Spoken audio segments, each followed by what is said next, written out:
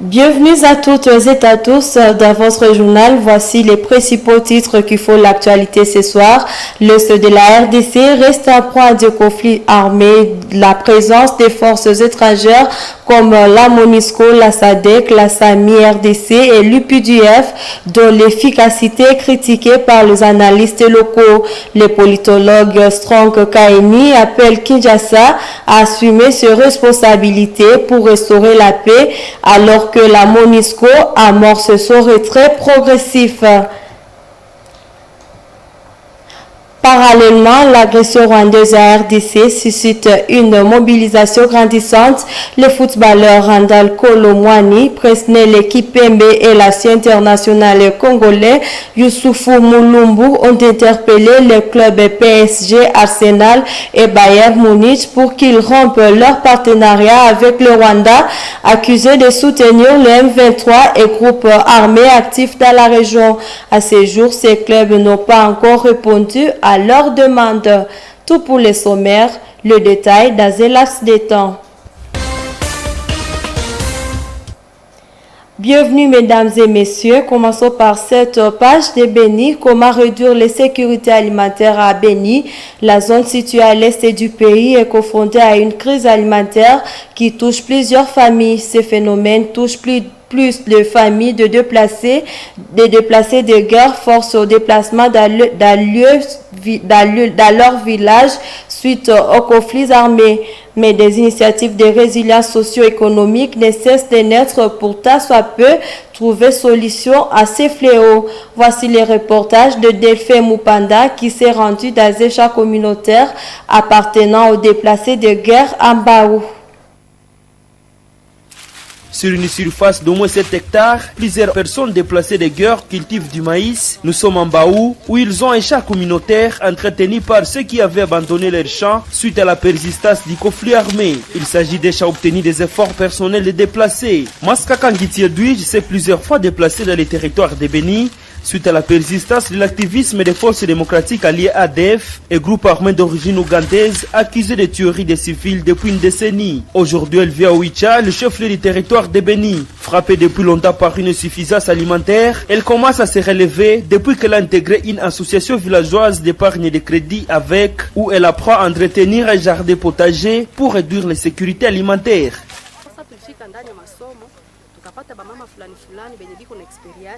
Après notre déplacement, nous nous sommes réfugiés dans une école. Certaines femmes ayant l'expérience dans des associations nous ont sensibilisés d'y adhérer. Elles nous ont donné des semences et des petits jardins pour cultiver pour notre survie. Lors de la récolte, nous avons pris une quantité pour nos familles et une autre pour l'épargne dans des AVEC. C'est comme ça que nous avons loué ces champs où nous récoltons aujourd'hui le maïs. J'ai vu un changement dans ma vie parce que je nourris facilement ma famille, je fais la scolarité et les soins des enfants.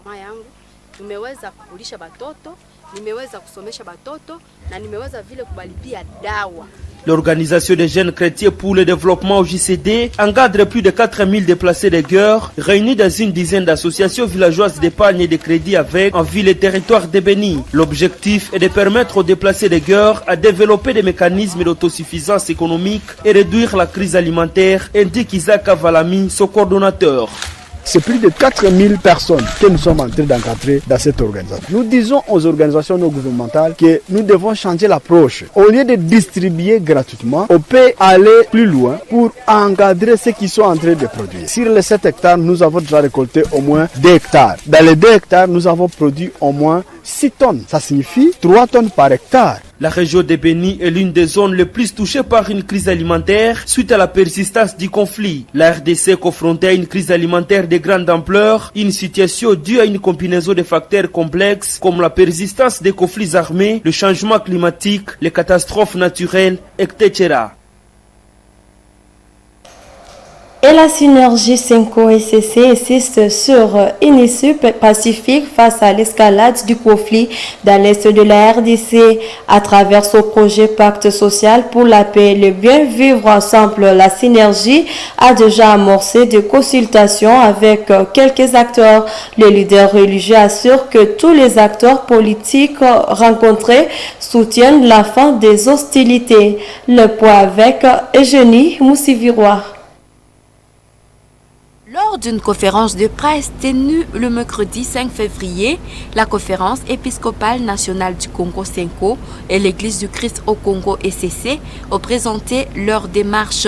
Cette initiative intervient alors que l'armée rwandaise et les M23 AFC poursuivent leur avancée dans l'est du pays, s'emparant de plusieurs localités, dont la ville de Goma. Selon le bilan provisoire du gouvernement, les récents affrontements ont fait 2000 morts et 2880 blessés. Les chefs religieux affirment avoir consulté plusieurs figures politiques, dont le président Félix Tshisekedi et l'opposant Martin Fayulu.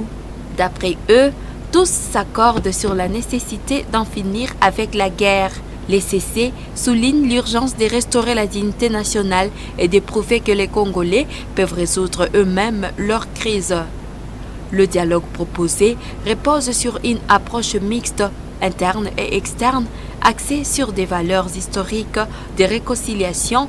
Il se structure autour de plusieurs commissions, notamment sur la défense et la sécurité, la diaspora engagée pour la paix et la cohésion sociale.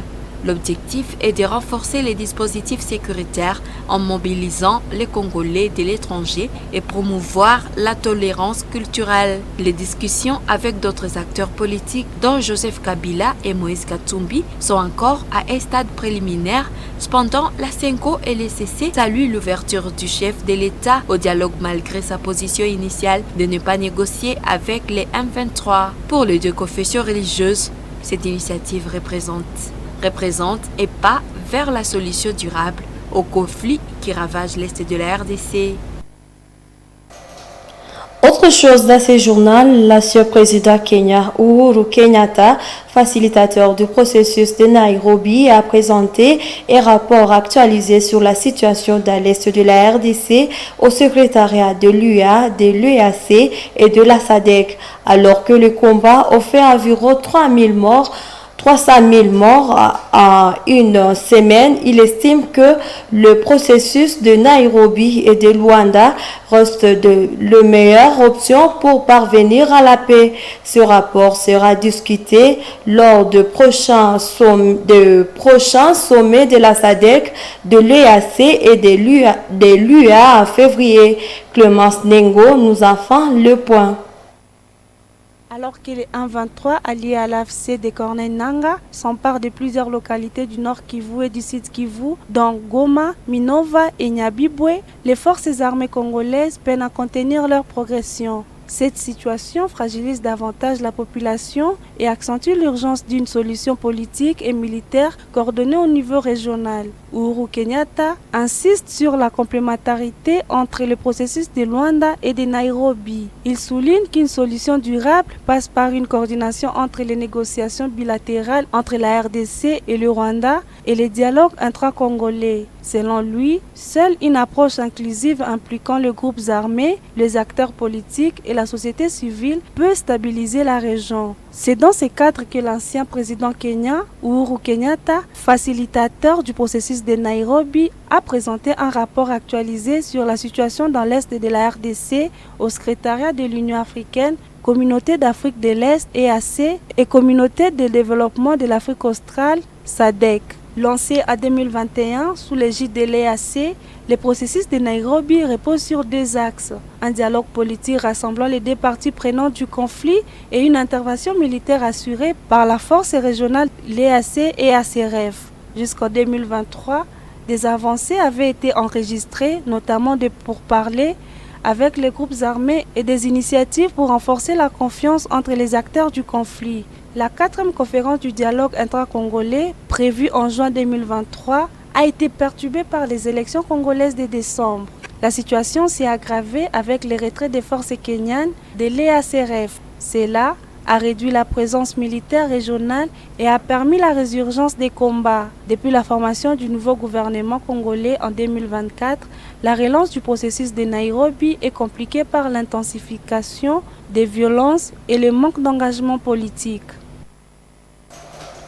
Sécurité toujours, l'agression rwandaise à RDC mobilise différentes couches de la population, appelant à une implication pour y mettre fin et sanctionner le Rwanda, considéré comme un pays agresseur. Le footballeur français Randal Kolo Muani et Presnel Kipembe ainsi que l'ancien international congolais Youssoufa Mulumbu tente de convaincre le club Paris Saint-Germain de renoncer à son partenariat avec le Rwanda. Ces pays accusés de soutenir le M23, groupes armés qui contrôlent actuellement une partie de l'Est de la RDC. Ces trois personnalités ont adressé une lettre au PSG, à Arsenal et au Bayern Munich pour leur demander de rompre leur lien avec le Rwanda.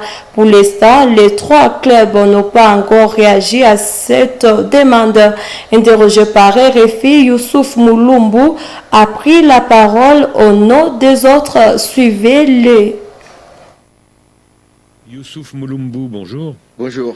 Qu'est-ce que vous pensez de la lettre de la ministre congolaise des Affaires étrangères qui demande au PSG, à Arsenal et au Bayern de renoncer au sponsoring du Rwanda? Je pense que c'est assez légitime parce que je pense que ça enverra un message fort parce que aujourd'hui le Rwanda fait preuve d'ingérence et de soutien à des rebelles qui ôtent la vie des Congolais et sèment la terreur dans une région qui est le spectacle d'impunité tout simplement. Et pensez-vous, comme la ministre congolaise, que le parrainage du Rwanda est taché de sang? C'est assez difficile à répondre pour une personne qui est apolitique, un peu comme moi, vu que je suis sportif. Mais je dirais que cette demande, elle est légitime. Surtout, le plus important aujourd'hui, c'est que le Rwanda prenne ses responsabilités et puisse tout simplement arrêter ses horreurs. Donc ça ne colle vraiment pas avec le sport, ça ne colle pas avec l'image du PSG. Que ce soit le PSG ou Arsenal, je ne pense pas que ça colle avec leur image. Vous êtes sportif, mais vous êtes aussi congolais. Vous avez été le capitaine de la sélection nationale lors de la CAN 2015. Évidemment, tout cela vous concerne. Oui, bien sûr que ça nous concerne. On peut pas passer à côté des images. On peut pas passer à côté aujourd'hui des vidéos qu'on a vues. Et on peut pas passer aussi à côté parce qu'on a de la famille, on a des amis qui vivent dans la région. J'ai moi-même un ami proche qui a perdu sa femme lors des combats du mois dernier. Et donc, on aimerait que ça s'arrête une bonne fois pour toutes. Et le drame qui a touché la femme de votre ami, ça s'est passé où? Ça s'est passé à Kizeni. Elles avaient déjà fui Goma parce que la ville était déjà attaquée. Et donc, elle a reçu malheureusement un obus qui est tombé sur le balcon de l'immeuble et elle a perdu la vie ce jour-là. Alors, le Rwanda et le football, c'est une longue histoire. On sait que Paul Kagame, le président rwandais, est un fan du club Arsenal, dont il suit chaque match, et que ce club londonien est justement le premier club européen dont les joueurs ont arboré le slogan « Visite Rwanda » sur leur maillot. C'était en 2018. Quand vous avez vu cela, qu'est-ce que vous vous êtes dit? La première des choses qu'on se dit, c'est que le Rwanda se vend très bien au niveau international, mais les personnes qui sont spécialisées, les personnes qui sont autour savent très bien le mode de gestion qu'ils ont. Et sur ces derniers événements, on voit très bien que le Rwanda est impliqué dans ce conflit. Donc ça porte à confusion un peu avec ce qu'il propose en termes d'image à l'international. Et en 2019, quand... Depuis plus de 30 ans, la République démocratique du Congo est en proie à deux conflits armés impliquant des forces étrangères, certaines soutenant Kinshasa, d'autres qui les combattent. Face à l'intensification de violences dans l'Est, le gouvernement fait appel à des armées étrangères pour appuyer l'armée congolaise et lutter contre les groupes armés. Le politologue Strong Kaini estime que cette dépendance affaiblit les pays et plaide pour une prise de responsabilité par les autorités congolaises. Suivez ces reportages de Mwanamupedi Manzekele. L'Est de la RDC reste à proie à des violents affrontements, notamment avec l'intervention des troupes étrangères comme la MONUSCO, la SADC, la SAM-RDC et l'UPDF. Malgré leur mandat de restauration de la paix, ces forces peinent à stabiliser la région. laissant les groupes armés poursuivre leurs exactions. Les politologues Strong et Kaini critiquent l'inefficacité de ces interventions et appellent Kinshasa à s'appuyer sur ses propres forces pour garantir l'intégrité du territoire. La volonté de la Constitution dit que la souveraineté la souveraineté revient au peuple. C'est le peuple qui est souverain. Et quand il faut parler de la question de la souveraineté, il faut approcher ce peuple. Et il faut parler au compte et au nom de ce peuple. C'est que s'il faut revoir vraiment les contrats, les accords et même autres avenants, attentes avec ces pays qui sont venus, soi-disant qu'ils viennent nous aider, je crois que ça sera prudent et c'est urgent d'ailleurs que toutes ces forces puissent d'abord dégager et que les Congolais eux-mêmes renforcent leur cohésion. Selon lui, seule une prise de responsabilité par les autorités congolaises permettra de restaurer la paix, condition essentielle au développement du pays. Moi, je trouve que le bilan reste toujours largement négatif. Comment une portion ou comment une frange, comment un mouvement, petit ou grand soit-il, peut-il aller jusqu'à même fragiliser même la force de la MONUSCO, parce que nous savons que la MONUSCO, on peut la qualifier du monde entier, parce que sa représentation est vraiment une représentation aussi internationale, cela veut dire du monde entier. Et que donc, allez-y comprendre très facilement que s'il n'y a pas quelque part la complicité, alors on serait en train de dire du mensonge ici. Mais là, il faut voir effectivement que dans tout cela, il y a un peu la complicité. Le chef de l'État, nous remercions grandement sa sortie, sa dernière sortie, parce qu'il est allé même jusqu'à parler aussi de cette complicité de la MONUSCO, la complicité qu'on était en train de décrier bien avant. Et allez-y aussi comprendre que comment expliquer que nous sommes en train de partager la frontière avec les forces ougandaises. Nous sommes en train de partager la frontière avec les forces ougandaises. Mais à un moment donné, vous retrouvez que notre souveraineté est menacée. C'est-à-dire la République démocratique du Congo est menacée. Et dans l'entretemps, vous trouvez que dans ce partage que nous avons avec l'Ouganda, pour ce qui est de la frontière, l'Ouganda ne veut même pas nous ouvrir la frontière pour que nos forces entrent sur ce territoire et aller surprendre l'ennemi. Et donc, il reste encore à leur remettre vraiment en question tout ce que ces gens ont pris comme engagement et tout ce qui a été signé avec ces forces étrangères sur notre territoire congolais. Dans cet état, la MONUSCO poursuit son retrait progressif du territoire congolais. Le commandant par intérim de sa force, le général de division Kadar Diop, a qualifié de, je cite, moment historique, le transfert de la base de Bunyakiri, implantée en 2004. Pendant ce temps, la MONUSCO poursuit son retrait progressif du territoire congolais. Il s'agit du deuxième cas évacué après celui de Kamanyola, où 2000 soldats onisiens ont quitté la région le 28 février dernier. Parlons de cette page avant de boucler notre journal. Chaque année, les 6, 7, 8 février sont consacrés aux Journées mondiales sans téléphone mobile, une initiative lancée en 2004 pour sensibiliser à l'usage excessif de cet outil. L'objectif est d'éviter les utilisateurs à réfléchir à leur dépendance numérique et à adopter une utilisation plus responsable. Toutefois, certains professionnels estiment qu'une déconnexion totale est difficile, voire impossible selon les circonstances. Retrouvez les détails dans ce reportage réalisé par Sacré Kangiti. Dans une interview accordée à la Moto TV ce jeudi 6 février, le chef de travaux et chercheur en sciences de l'information et de la communication Umbo Salama estime que bien que l'initiative soit louable, il est difficile, voire irréaliste, de passer une journée entière sans téléphone dans certains secteurs. Il cite notamment les entreprises numériques, les médias en ligne et toutes les personnes dont l'activité professionnelle repose sur cet outil.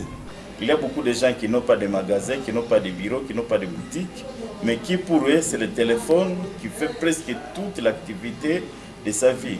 Et donc actuellement, il y a des zones où on ne peut pas ne pas rester sans téléphone. Il suffit d'arriver dans un bureau de quelqu'un, par exemple, qui est dans le secteur minier ou qui est dans le secteur du bois ou qui est dans le secteur du cacao ou du café. Vous allez voir que son téléphone sonne presque à tout moment. À chaque minute, son téléphone sonne. Et lui demander de se débarrasser de son téléphone, c'est lui demander de jeter une grande partie de sa vie et donc de sacrifier aussi beaucoup de gens. Néanmoins, il plaide pour un usage plus responsable, soulignant que l'omniprésence du téléphone favorise parfois la dépravation des mœurs et des comportements sociaux. Donc c'est ça ce qu'on est en train d'observer actuellement avec les téléphones. Et ce qui est recommandé aujourd'hui, c'est de savoir maintenant utiliser les téléphones pour des faits utiles. Comment les téléphones peuvent vous être utiles ou comment les téléphones peuvent vous détruire. Puisque le téléphone est aussi devenu l'outil de dépravation des mœurs qui est en train d'être constaté et qui déprave beaucoup de mœurs où les gens avec toutes les applications là, les TikTok, les Instagram et Facebook, il y a aussi maintenant les gens qui sont en train d'imiter ce qui se passe ailleurs. Et c'est ça aussi, ce sont les éléments maintenant qu'il faut voir comment recanaliser, comment réorienter, comment constituer des éducations aux médias pour que les gens puissent chaque fois utiliser le téléphone pour des faits utiles. Ces journées ont été instaurées en référence à la chanson Le téléphone de Nino Ferré et elles coïncident avec la Saint-Gaston, un clin d'œil en refrain humoristique de la chanson. L'idée derrière cette initiative est d'encourager les utilisateurs à prendre part du recul sur leur rapport au téléphone mobile et à éviter l'intoxication numérique, une forme de dépendance qui peut nuire aux interactions sociales et à la santé mentale. Nous sommes à la fin de cette édition. Merci de nous avoir suivis. Au revoir.